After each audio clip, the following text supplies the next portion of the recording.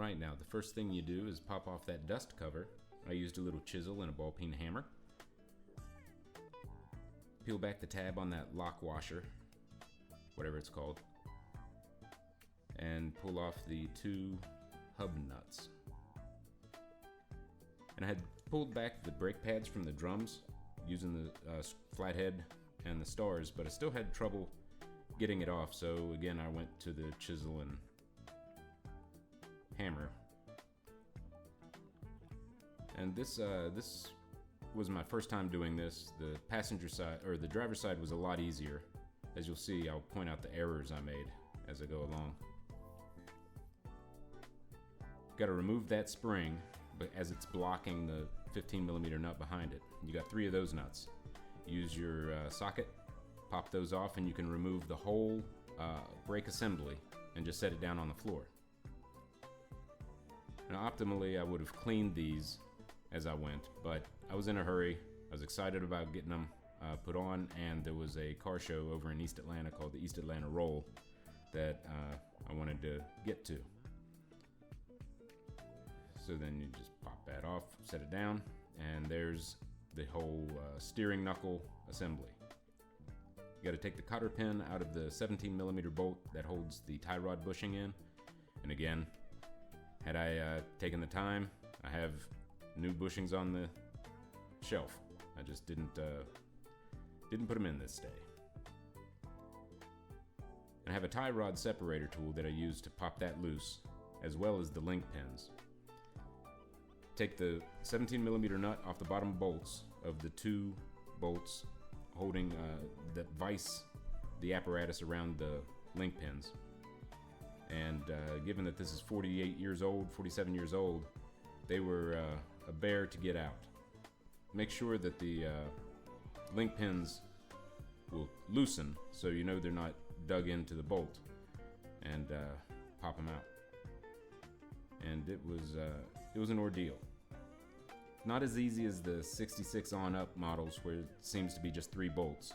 You got to take the whole knuckle assembly off, remove all the bushings, the link pins, the king pin going down the middle, which holds the spindle into it, and it's involved. So I had to use the tie rod separator, as you'll see, to pull the link pins out of their housings up top.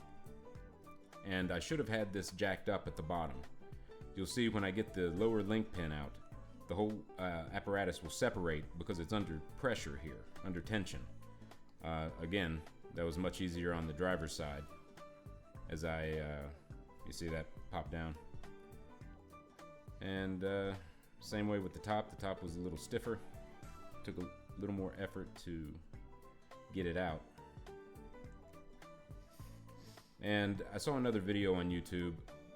It was a 66 model, I think, and he popped out the bushings and the king pins himself, or maybe it was some still photos on the Samba.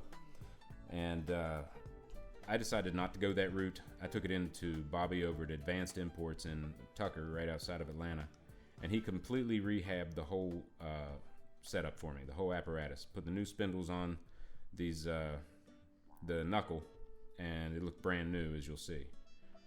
And I'm going to show you a picture of the link pin here shortly.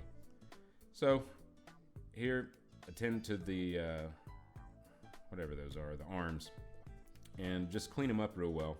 Get all the old grease out, make sure all the holes are nice and clean, and then you'll see I bring in the jack and jack up the lower arm so I can get the new drop spindle in. And I had also replaced all the races and bearings and seals on my hubs in the background there. Yeah, there's the upper link pin, or the lower, I don't remember, but it was worn, so I felt better about going the route of having all new when it comes to the front wheels of your car. So I jack this back up, jack it up a little further. I've got 5 shims on each side of the link pins. If you're doing this, you'll know what I'm talking about. That's what Bobby advised, so that's what I did. And there you go, a whole new assembly, 2-inch drop spindle installed. And what you need to do now is you take your 14-inch or 14 mm wrench and twist the back tabs of the link pins, looking down through the bolt holes to make sure that that groove is completely wide open, so you don't damage it or your bolts as you're reinstalling them here. And pop them back down in, and then you use your 14 mm wrench again to tighten the link pins against the bolts, and you can see and feel them cinch up. So you tighten it up, and then you put your bolts on the bottom of the or your nuts on the bottom of the bolts, and vise them in real well. I don't know what the torque specs are, I just do it tight. Not pop a vein tight, but I feel secure driving down the road tight.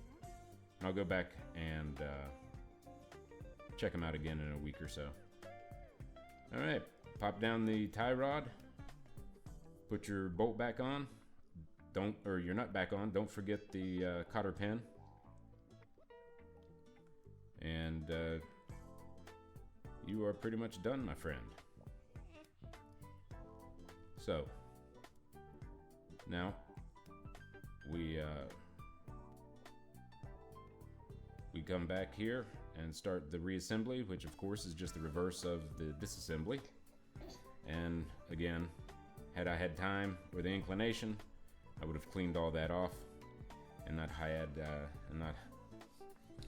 had such filthy, greasy brake parts. But that's for another day.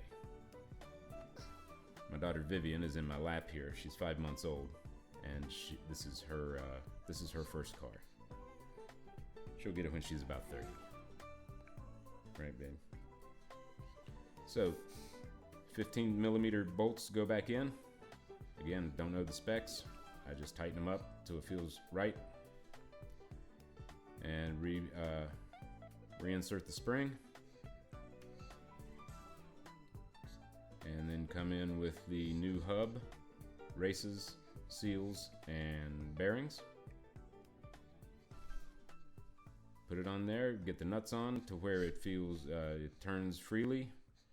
Check it for a wiggle, and you are done, my friend.